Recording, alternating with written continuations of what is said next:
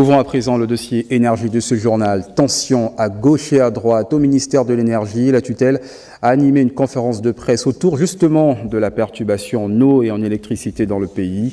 Le point avec Lionel Mboutsou-Pissam, Richard Moubiwa et Paul Jessica Mkolndotoum. Les coupures d'eau et d'électricité dans notre pays étaient au menu des échanges. Face à la presse, le ministre de l'énergie a tenu à rassurer les Gabonais. Je voudrais présenter toutes nos excuses à nos compatriotes pour leur dire que donnez-nous un peu de temps pour que nous puissions améliorer ces difficultés, pour que nous puissions améliorer notre quotidien. Le président de la République, le Premier ministre, les membres du gouvernement en sont conscients. Et c'est pour ça que je me présente aujourd'hui devant vous.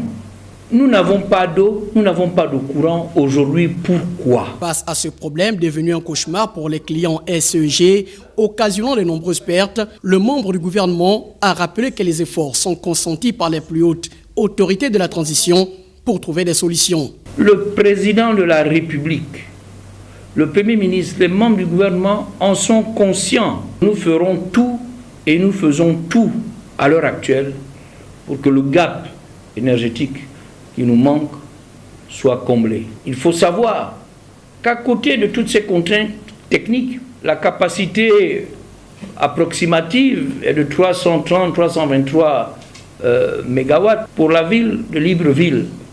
Mais notre production au niveau de cette ville est autour de 230, 250, 240. Donc vous voyez, il y a un gap qui est près de 100 mégawatts que nous devons trouver. Nous n'avons pas entretenu nos outils de production. Nous ne les avons pas changés. Nous ne les avons pas renouvelés. Je suis de ceux qui défendent la libre expression, mais dans le respect. On n'a pas besoin d'insulter les gens pour dire ce que l'on pense. Destruction des biens, perturbation des activités socio-professionnelles et économiques, entre autres. Un retour à la normale est ici une urgence au regard des conséquences déjà enregistrées. Justement, suite au délestage enregistré à Libreville et ses environs, les agents de la SEG victimes d'agressions dans les quartiers ont tenu à s'exprimer face à cette situation qu'ils trouvent d'ailleurs très inquiétante. Le point avec Ginette Mougola-Massala et Richard Moubiwa. Vous voyez, nous sommes sacrifiés sur l'autel des sacrifices. Parce qu'ils veulent que la population se rebelle contre nous. Tout comme la population, les agents de la Société d'énergie et d'eau du Gabon expriment leur ras-le-bol face à ces délestages enregistrés ici et là. Ils ont donc décidé de monter au créneau. L'agent SCG n'est pas fautif comme le peuple gabonais le pense. Parce que la SCG est d'abord une société de l'État. Mais pourquoi les délestages s'accruent? Et c'est nous que la population vient accuser.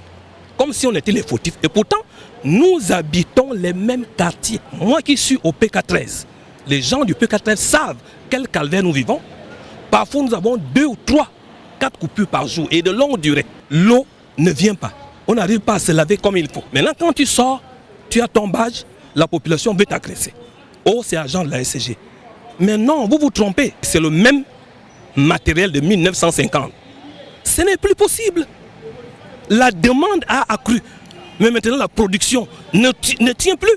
Ça ne suit pas. Parce que ce sont des vieux matériels. Ces pères et mères de famille vivant dans les mêmes quartiers que la population sont aujourd'hui victimes d'agressions suite à cette situation qu'ils qualifient de trop et profitent de l'occasion d'étaler un chapelet de l'Alliance. Samedi, j'étais à Bissig, qui a eu une coupure aux environs de midi 13h. Dans la foule, une dame qui dit « Mais franchement, cette histoire commence par nous dépasser. On en a marre.